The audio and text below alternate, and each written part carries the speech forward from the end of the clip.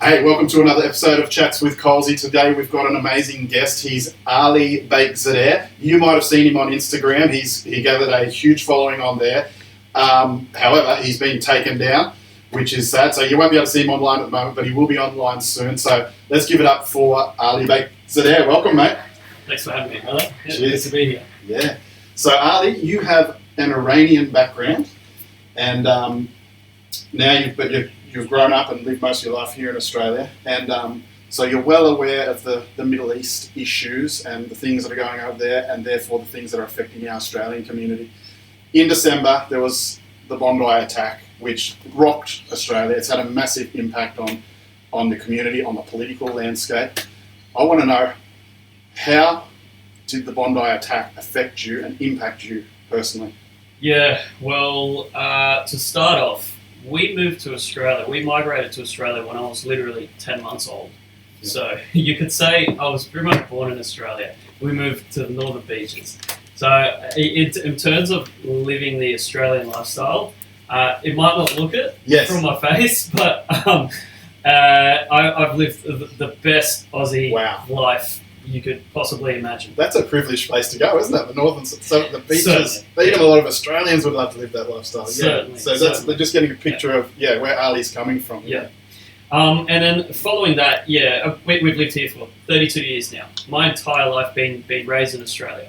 Have been back to Iran several times. Right. But I often like to say that as an immigrant, you do have this like advantageous point where, from your parents' point of view, from parents' side, you've seen what they've seen, or at least you get to understand what they've seen, what they've been through.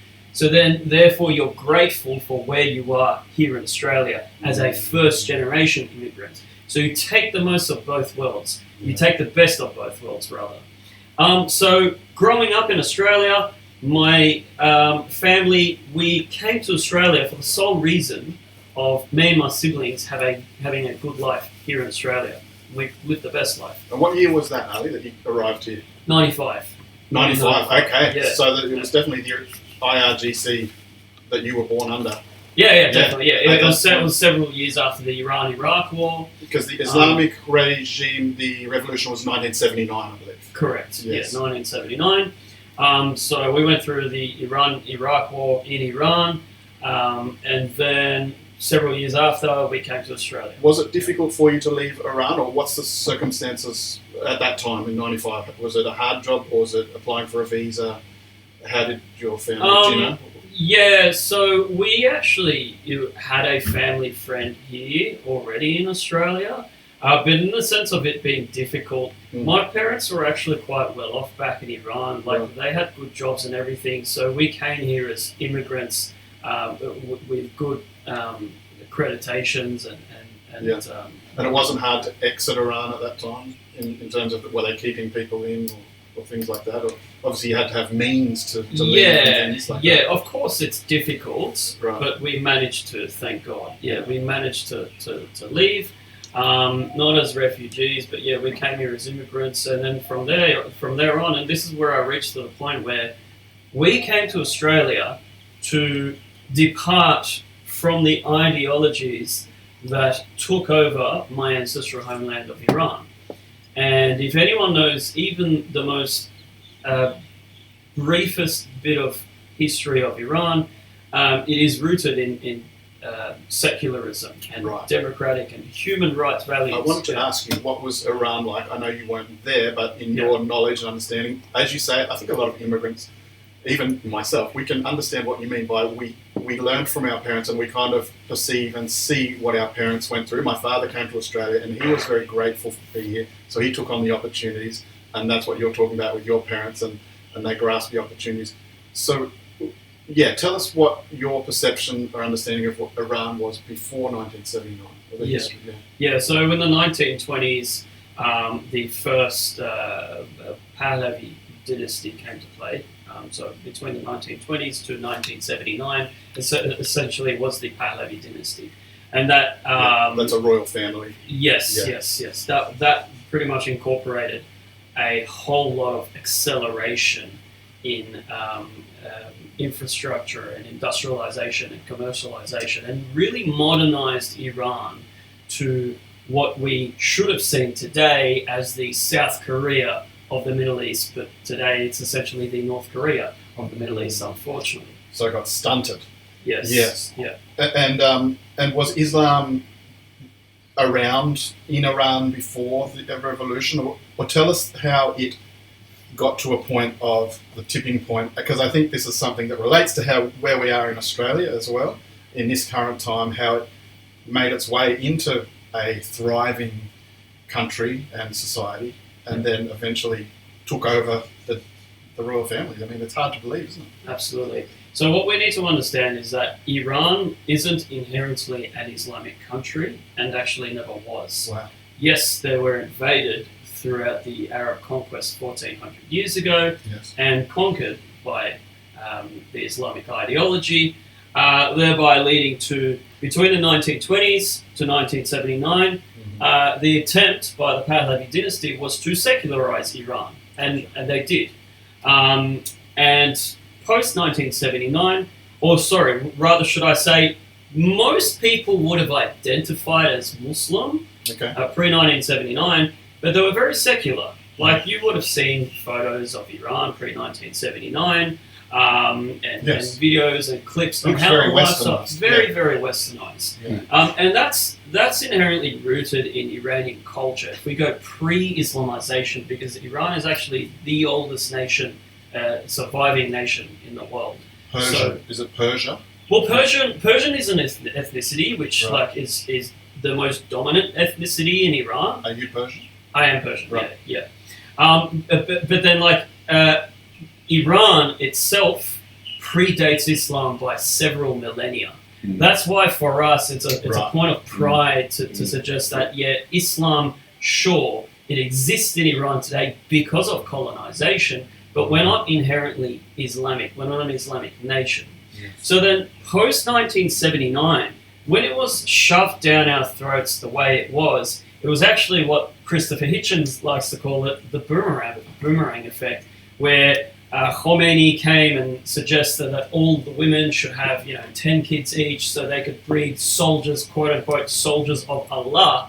It ended up being a boomerang effect in that, well, it's come to bite them in the arse now, where they're so anti-Islamic, the Iranian people, where you'd think a lot of people assume that Westerners are anti-Islamic, but some of the most anti-Islamic people I know are actually Middle Eastern, including Iranians. Yeah. So Was your family Islamic? so they don't identify as Muslim, like, They don't? but Oh, they do or they don't? well, my parents, like, if you ask them, they don't Yeah. identify as Okay. Muslim. Yeah. But But they left. So they identified as Muslim, but even they left Iran because of the ideology. correct. Wow. Yeah, two ideologies in particular, I'd say, because it was both Islamism alongside Marxist ideology, which enabled corruption and destruction and chaos to take place, and then the IRGC regime took hold. And that's exactly what we're warning the West of today. And so, leading to your original question about Bondi, it wasn't just Bondi. There's a lots of build-ups before Bondi that took place, where I'm like, something's going to happen very soon. Bondi took place, and it was the biggest Mike Tyson uppercut in my face, where I thought to myself, my parents came here in Australia to work their butt off for their children to live the best life as they did, and now we're witnessing the same exact phenomenon take place on Australian soil, and I'm so hurt and angry about Yes. that. This Yeah. isn't new to your family. Not at all. This is what you came to get away from. And then to have it here in your backyard, that is the uppercut that you're talking about. For most Australians, we're like, it's a different hit. It's a hit like, wow, this is completely new to us. This is outrageous, terrible. But for you, this brings up demons, trauma, impact of what you literally had to escape from. This is what you're existing with. So it's a different feeling. So I imagine from growing up, seeing things through your parents' perspective, being grateful to live in in a country with freedom of expression and relative peace, for you, it must have been a full circle kind of moment. And is that something that really drove you to research deeper? Yeah, well, it was before that to drive me to research deeper. I mean, before October 7th, I was already involved in the advocacy space against the Islamic regime occupying Iran and generally the Muslim Brotherhood network and their infiltration of the Western world. Wow, this is before it became mainstream, before Trump got involved. That's right, yeah. Right, so you're already advocating for that. I was always involved in the Iran advocacy and the human rights space. But then the October 7th massacre took hold. Yes. Yeah. That was world changing. Yes. So October 7 happened, and now from an Australian perspective, what also happened, and this is the lead up to Bondi really, was our political response to October 7. Yes. I mean, we've had a Jewish community in Australia for as long as I've known. They're a very small community. It's the first fleet. A tiny community, but they contribute and proportionately way beyond their numbers, and they've always contributed positively, peacefully. They're Aussies. Yes, they're a Jewish community, but we don't see them as any different, and they're Australians and that sort of thing. So we've never had any social cohesion problems like this before. And our government had always stood arm in arm, side by side, with Israel, with the Jewish community, and with that. But October 7 and this Albanese, Wong, Burqa government all of a sudden didn't represent us anymore. And obviously from Albo's background, he went to Gaza Palestinian protests when he was young. It's from their communist ideologies, upbringings and things that have just got twisted. But what we're saying is from October 7, the Australian government, time after time after time, took a position on the Palestinian side, opposed to Israel, questioning, criticising Israel all the way along to the point where they recognised the non-existent state of Palestine. And it went on and on and on, which they didn't have to do. We could argue that they did it for votes.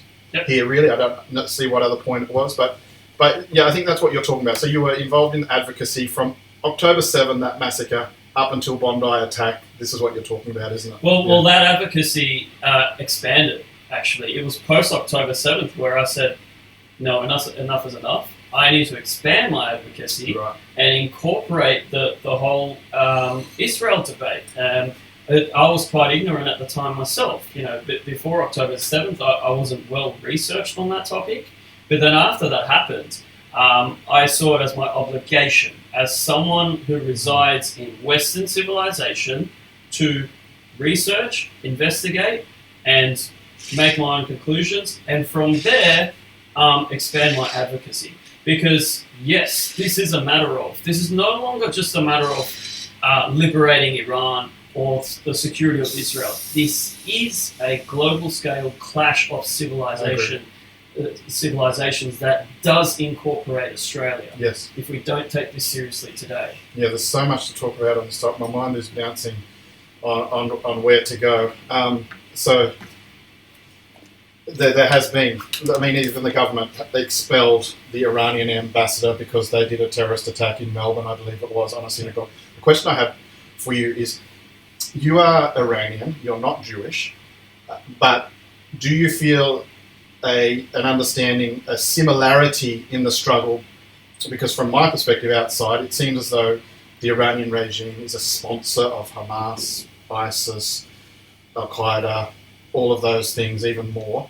And so that seems to be where they get their strength from. And then, so that is what the Iranian people want liberating from, and that is what the Jewish people are being attacked by. So while you're not Jewish as such, do you feel a similarity in the struggle that you're both confronting? To answer that question, I'll provide you this hierarchy of how the ideology operates. The ideology of the Islamic regime occupying Iran, their first and foremost target in a hierarchical format, their first and foremost target is the Iranian people within Iran, right? Mm-hmm. Their next target is Israel and Israelis. Yes. This is a criteria. Yes. Yeah, who's first? So first they want to control their own people. And kill. That's priority. Priority number one, to subdue their own people. After that, it's the Jewish and Israeli community. Yes, and that should actually prove to you that the Iranian people are so different to the regime occupying them, right? Yes, yes. So the second target is Israel and the Israeli people. The third target, and this is where we get to Australia, is the Jewish and Iranian diaspora communities. Gotcha. Right? So we're actually sort of aligned on the same. And so then you're in that together, the Jewish and Iranian communities, diaspora, wherever you are in the world, they want to reach out, influence. America, Australia, Europe. And then the fourth target is all others who fall under the title infidel, be it Christians, Western Hindus, world, the Western Africa, civilization. Asia, Western civilization as a whole. Yeah. Exactly. So part of my advocacy is actually, warning Australians that doesn't matter if you're Jewish or Iranian, so long as you're not under the banner of, sympathetic to Sharia, you are considered an infidel. So it doesn't matter. It'll eventually come to your door. So again, take it seriously. Wow. Yeah. So Iran is run under Sharia law. Right at this stage, yes. Yeah. Wow.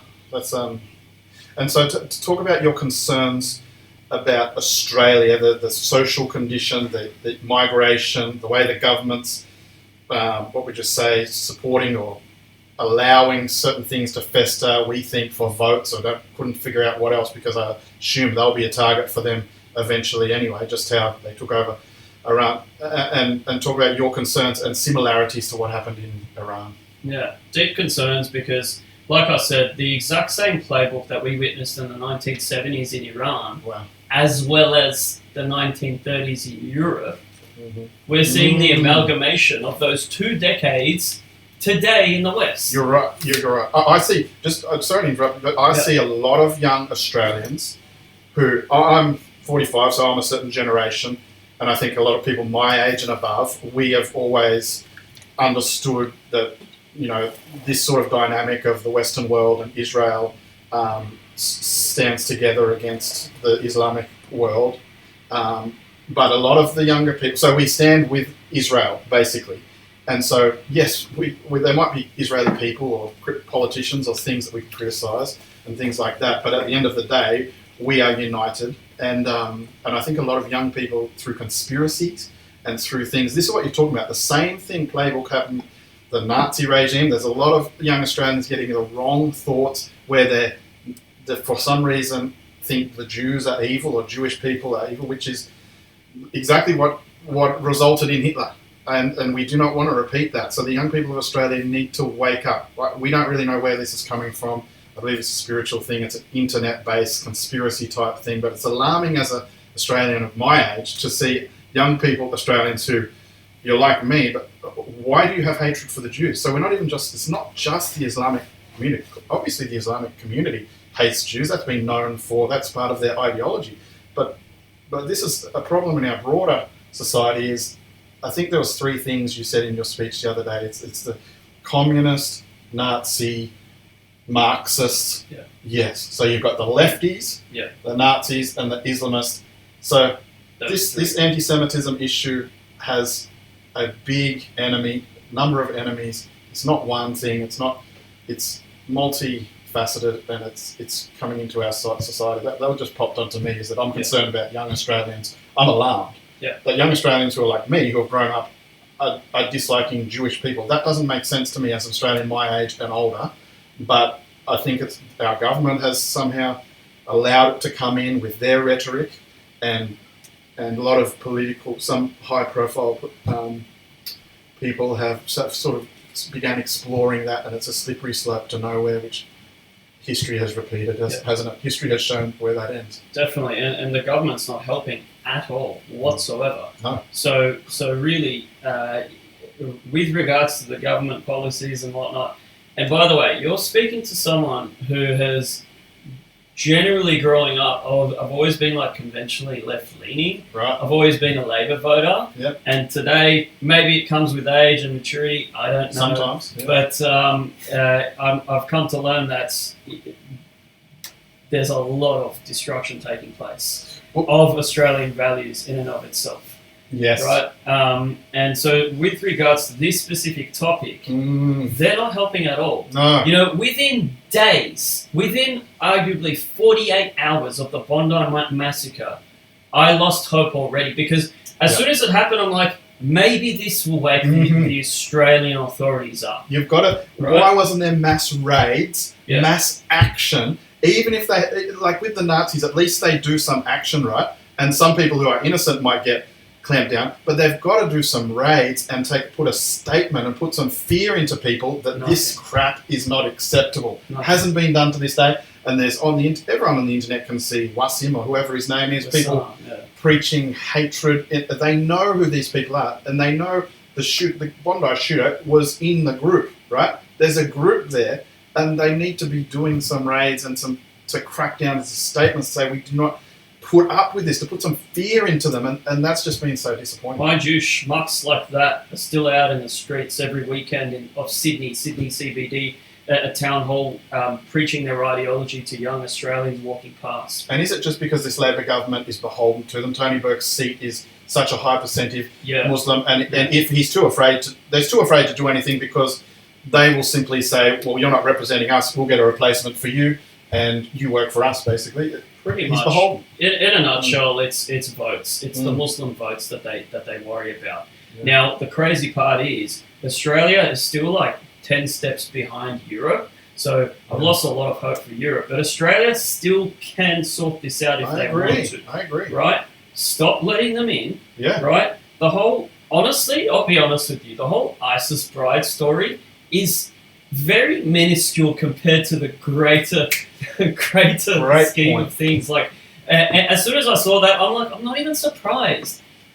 Everything else that you have, all the stuff that they're preaching throughout different Islamic institutions, it's like, dude, that's much a bigger deal than like, I don't know, 10 of these. They're not even ISIS brides, they're just ISIS. We're distracted by the budget and ISIS brides. Meanwhile, plane loads are landing. Plane loads of people with ideologies that aren't compatible with social cohesion in Australia are landing, and this government is using it. And it's not just Islam; it's the Marxist that enable it. That enable it, because they're using each other as convenient. So the Islamic political Islam will use the left, even though by nature they are very right wing. Yeah. Islamic are right wing, but they're using the Marxist left side of Western politics because it's convenient, and they're helping them at this stage. And the Marxists, the left wing, just want to bring any ideology in under the sun: gender, fluidity, and abortion, and grey hair, whatever it is. All the silly stuff. And doing. It's not pedophile if it's by a left-leaning person that that's a minor attracted person. I mean, none of it makes sense.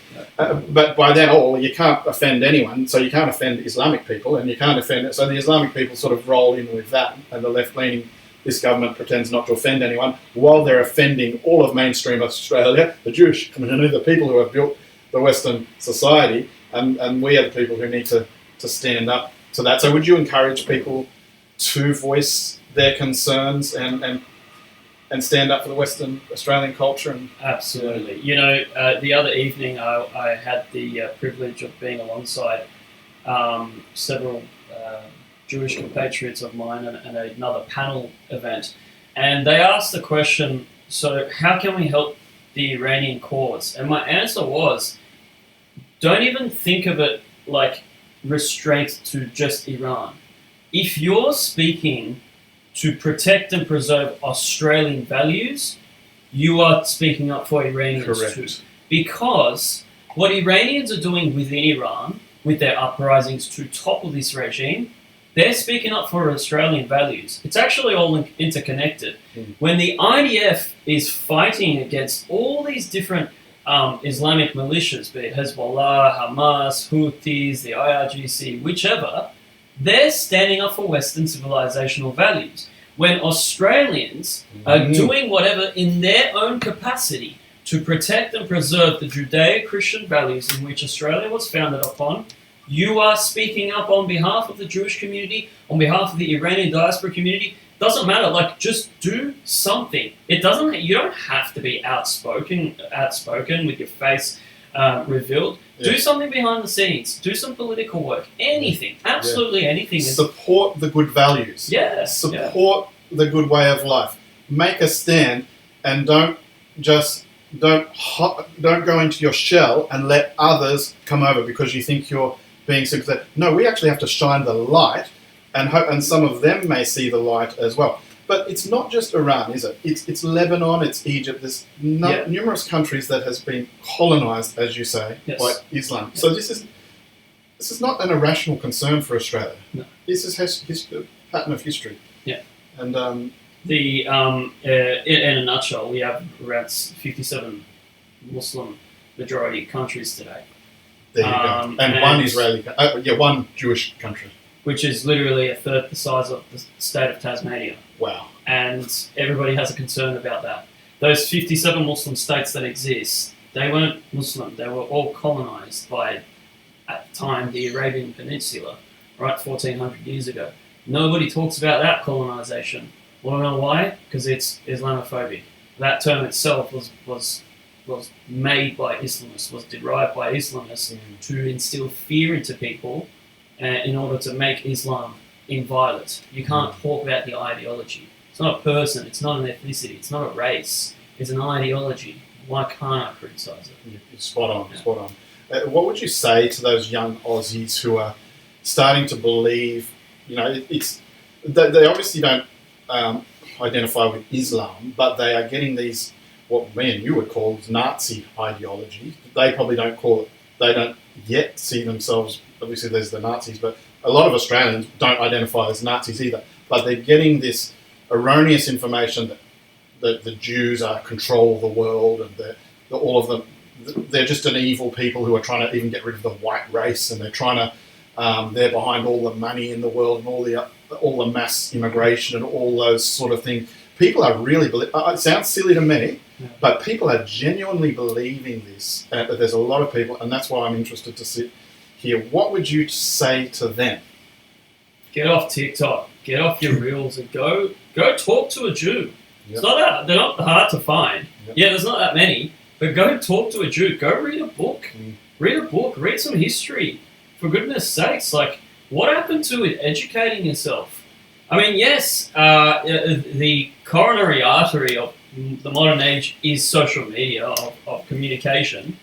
And it's ideal. I mean, we use it to spread information, but it's also a platform used to spread misinformation. I mean, I've seen kids and they have no idea, but they're just scrolling, and then you overhear some, Jewish conspiracy story being told on a particular TikTok reel. Now, for the child, it's unintentional, but they hear that assuming that it's true, just because it's on a fancy sort of audio setting or podcast setting or something like that. Unfortunately, we have a generation particularly after our generation, of men who have also lost purpose and meaning, and they're quite depressed. Wow. So they rely on a lot of these dudes who identify as the alpha type. We've forgotten about ancient philosophers. We've forgotten about genuine masculine figures, and we've relied on certain individuals who put on this face of being alpha, or like to call themselves Australia first. They're not actually Australia first. They just use that title as a masquerade of, hey, I'm anti-Jew, but I just want to use this title so then you can actually listen to me. It's become fashionable, hasn't it? And we need to make it unfashionable. In our generation, it was very unfashionable. I grew up in the 80s and 90s, and my goodness, we learned about World War II, and that was just abhorrent to all of us, and we were, supporting the state of Israel and the Jewish community, because that was just distasteful, completely disgusting. All of a sudden, I wake up and it seems fashionable. Yeah. And we just have to make it unfashionable, because that's just unacceptable. Hitler has become an icon to many nowadays. I just can't understand that. Yeah. And I blame. When I was growing up, he was number one on the top list of most evil people ever. Yeah. Absolutely. Yeah. It's unfortunate, man. And I'll tell you what, again, I revert back to the amalgamation of those three ideologies Yes. coming together to enable each other. If you remember nothing from this video, just capture these three things. I like how you say it, those three ideologies, and just ponder it, and it's those three things that we are up against. Yeah, well, I'll give you a brief example. There's so many examples. You have Bob Carr, who's literally out there.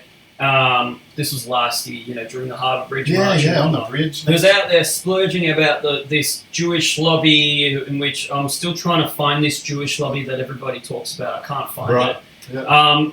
And at the same time, literally like within the space of the same period of time, you have the actual Nazis in front of the New South Wales Parliament talking about the same thing. And yet, both of them are telling me that they're not the same. Marxists and Nazis aren't the same. It's like, dude, you're the same. Yeah. Islamists are spreading the same message. And ideologically speaking, a lot of it has come from the IRGC indoctrination and mass manipulation machine, where Jews started homosexuality. So Jews created homosexuality. Jews, run the media, run the banks, and all those stories. Like they act as if some Jewish people are the most powerful people. Like their whole worlds are they've been sucked into some vortex of stupidity. But what you're saying is, in the spiritual realm, they're saying the same thing. These groups are attacking Israel and the Jews just basically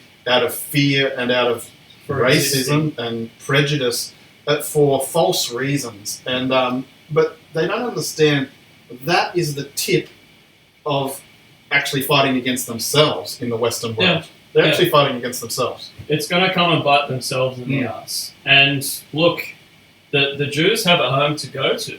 They can go back to Israel. Yeah. And I'll say this today, as an Iranian, Iran will be free eventually. This regime will crumble and collapse. Right. But I'm being honest with you, I do fear for the Western world, because Iranians will eventually have a home to go back to. And a huge chunk of them in the diaspora will return back home to Iran once this regime goes. Yeah. But I genuinely do fear for the West, particularly Europe, if we don't take this seriously today. Yeah, it's getting extreme over there. And our Australian government, what they should be doing is watching what's happening in the UK and Europe and doing everything to avoid it. Instead, they're just taking the same steps, racing towards the same problems. Yeah. There was Tony Burke just a couple of weeks ago who had this interview where he said something along the lines of, I don't really care so much about immigrants coming to Australia and not assimilating and not integrating Australian values. I'm like, that was dangerous. Hang on a sec. He's talking to his voter base, Yeah. It's like, hang on a sec. Okay, let's apply that stupid logic. A group or a family come to Australia with the cultural value of, hey, I think clitorectomies and female genital mutilation is okay. Okay? And I don't want to integrate Australian values. Mr. Tony Burke, are you okay with them not assimilating? Yeah. Or is that racist for you? That is gold, mate. That is absolute gold, because that is completely normal to them and their cultural way of life, along with many things as, prejudices or cultural things that aren't acceptable or conducive to our way of life. And yet our immigration politician, is the Minister for Immigration and Citizenship, and he doesn't represent the broader Australia. I think he's got a massive conflict of interest, because he's speaking to his voters and he's saying, don't worry about assimilation. How is that representing Australia? Disgusting. It's disgusting. It's weak. It's weak. And those the Islamists are literally sitting there with a cigar in one hand and a bottle of whiskey, probably not whiskey, but you know what I mean, and just laughing. They're laughing like, we got these guys working for us. Wow. We didn't even need to do the hard work. Yeah. So, and they grow in numbers, they reproduce at rapid rates, and it eventually reaches the point where they can harness enough manpower.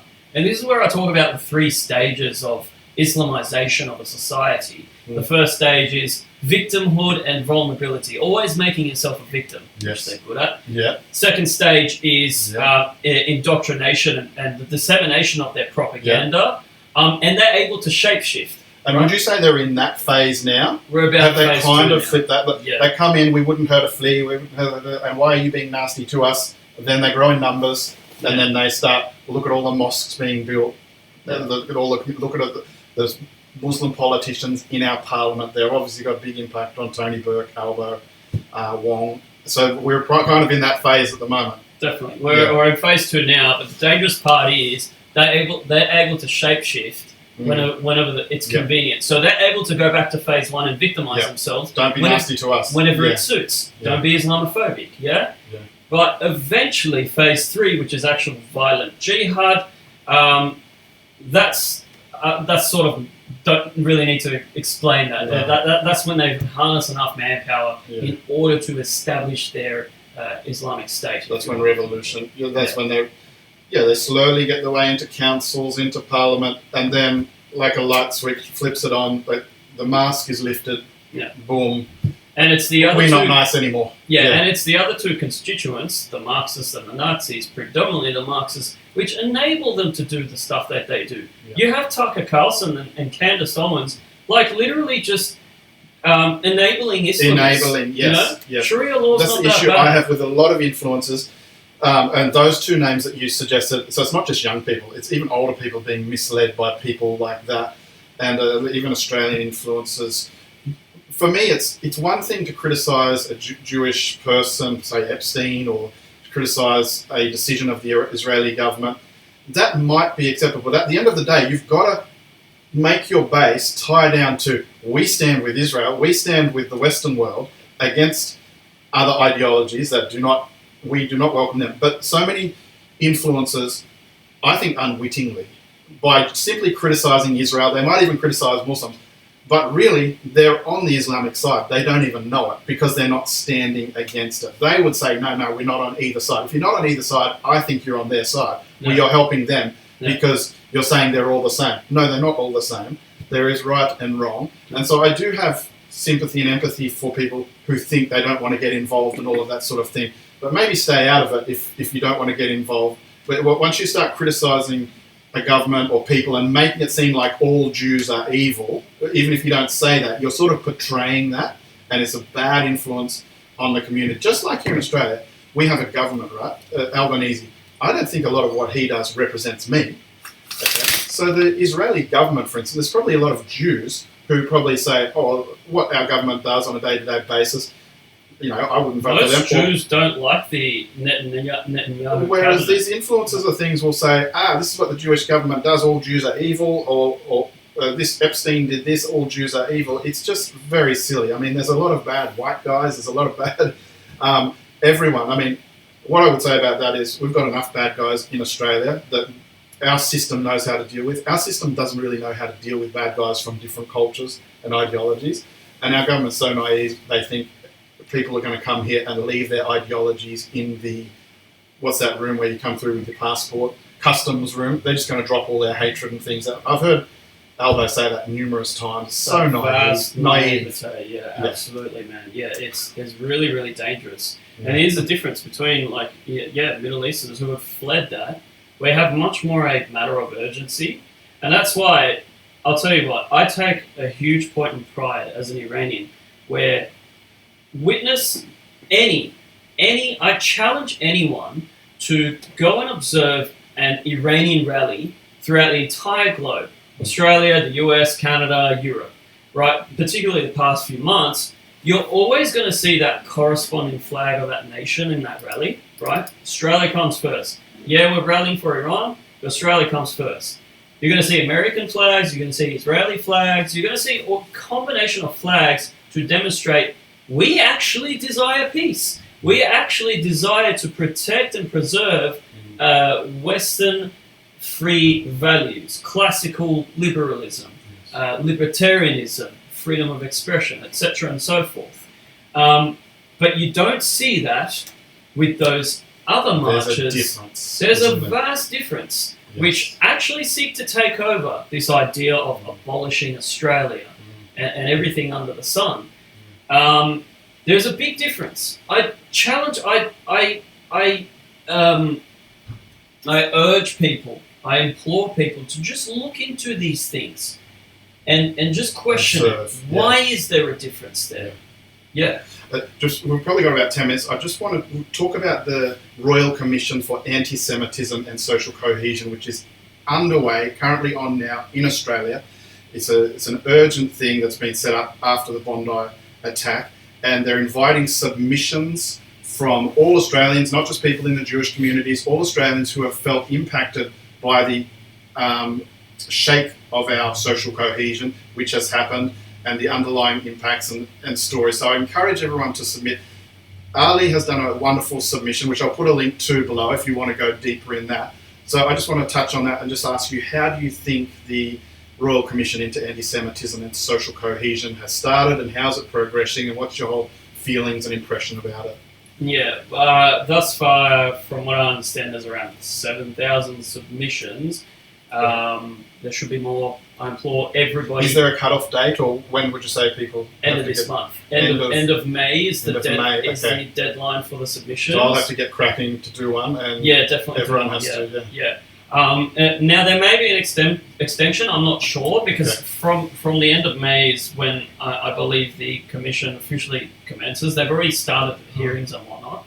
Nevertheless, if you're not Jewish, good, even better, submit. Make a submission.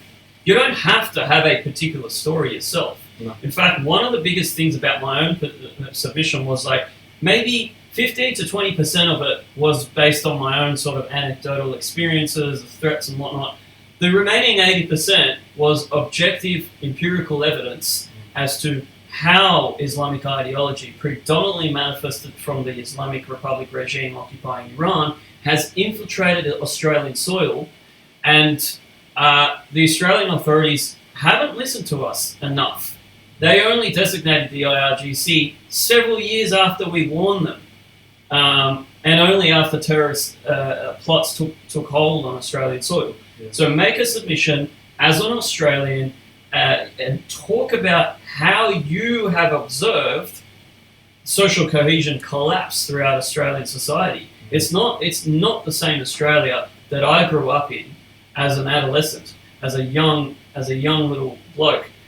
Today I'm 32. It's not the Australia that I grew up in. So do make a submission. I cannot place enough emphasis on that.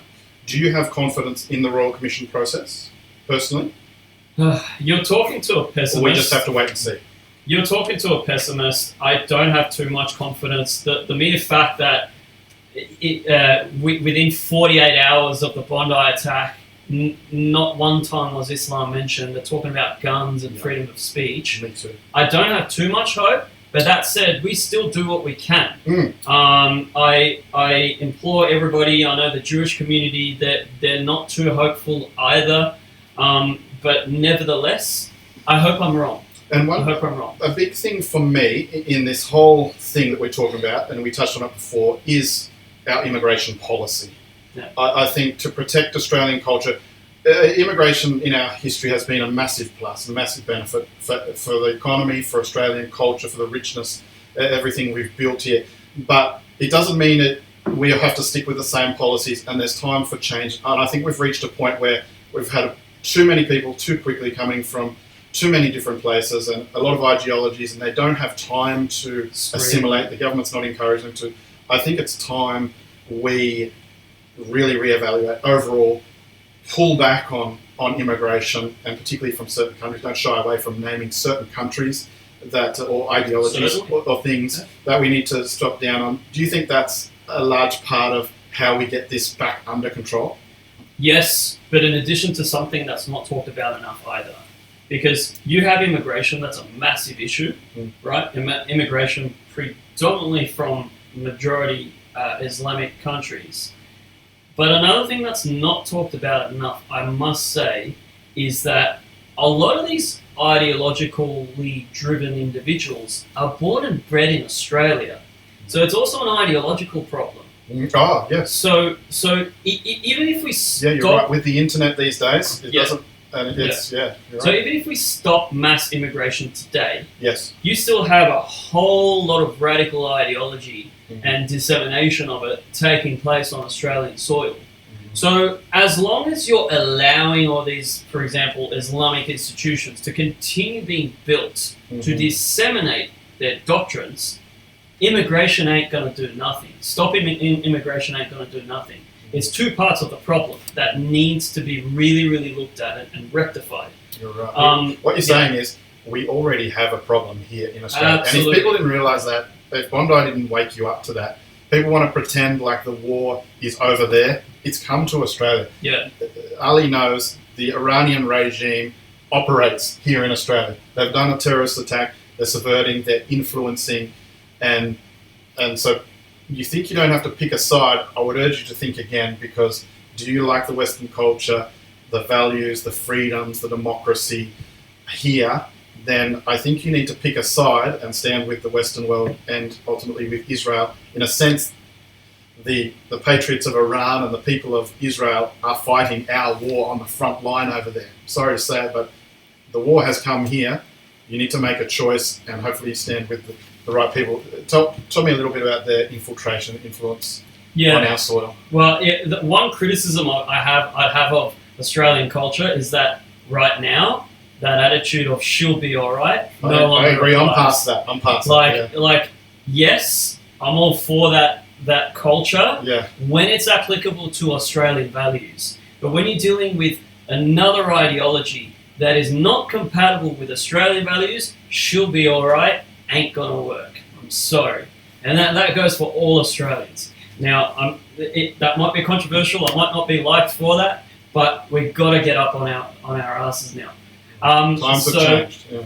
How the Islamic regime has infiltrated Australia? Wow, I've scratched the surface on my submission, but in a nutshell, man, and not to frighten you, from educational institutions, unis, to the media, to of course religious institutions, to schools and social media as well.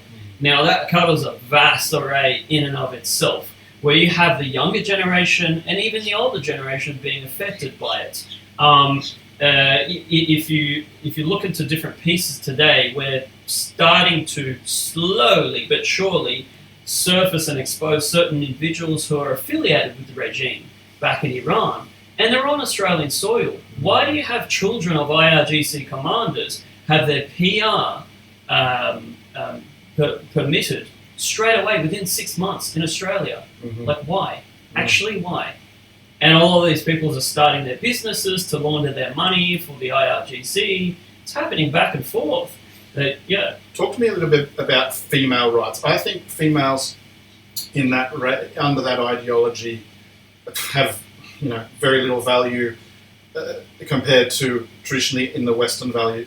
And I concern a lot of women are naturally sympathetic and compassionate to foreigners and different ideologies and things, a little bit to their own detriment. And I think it would be great if females really stood up, not in a feministic way, but in a way of, hey, please protect us as well in this changing social dynamic, that we want to maintain our freedoms. We want to be able to walk the street. We want to be unharassed. We want to have value even in relationships. We don't even want other women in our society to be treated less than, goats or whatever it is. That they don't have their word is not upheld in court or in public or things like that. Just talk about that. Would you encourage females to wake up and to observe the freedoms that they have, especially those who are inclined to Marxist, left-leaning views? We're trying to protect them. Yeah.